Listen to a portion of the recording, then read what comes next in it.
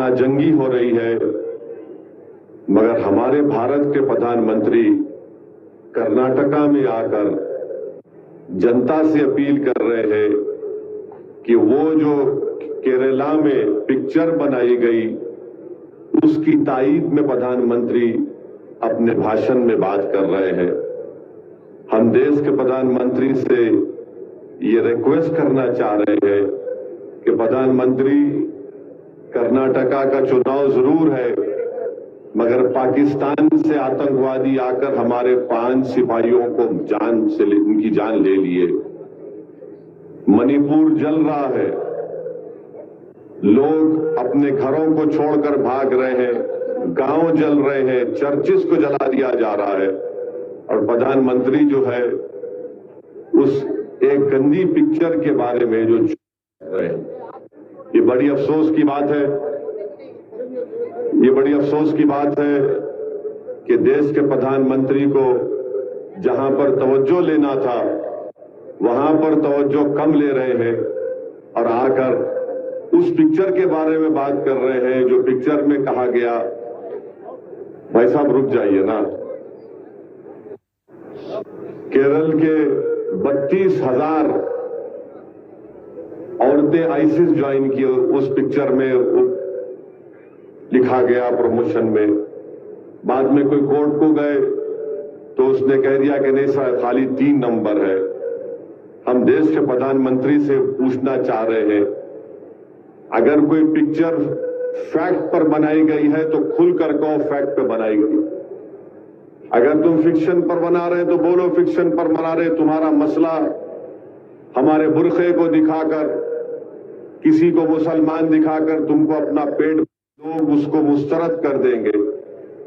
हम प्रधानमंत्री को याद दिलाना चाह रहे हैं कि जब राजनाथ सिंह भारत के होम मिनिस्टर थे, क्या उन्होंने नहीं कहा था कि भारत के अल्पसंख्यक समाज मुसलमानों का आईसिस और अल-कायदा से दूर दूर तक कोई ताल्लुक नहीं है, वो दूर है उससे? क्या खुद भारत के प्रधानमंत्री नरेंद्र मोदी ने नहीं कहा था कई बैनुल-अक़वामी फोरम पर? और आज इसको जोड़ रहे हैं, नफरत फैलाने की बात कर रहे हैं, और देश के प्रधानमंत्री बोलते हैं कि सख्त सजा दो उनके तक। क्या सजा देना चाहिए? कौन सी सजा देना चाहिए? और अगर देश के प्रधानमंत्री एक पिक्चर की स्टोरी को सही मान रहे हैं तो प्रधानमंत्री, तो आपकी नाकामी है, आपकी सरकार की नाकामी है कि आप अपनी नाकामी को कबूल कर रहे हैं, एक्सेप्ट कर रहे हैं कि यू हैव बीन अनसक्सेसफुल। मगर एक चुनाव जीतने के लिए हमारे देश के प्रधानमंत्री, वजीर आजम को इतना नीचे आना पड़ता है एक चुनाव जीतने के लिए कि झूठ और प्रोपेगेंडे को सामने रखना जो नफरत फैलाने का काम करती।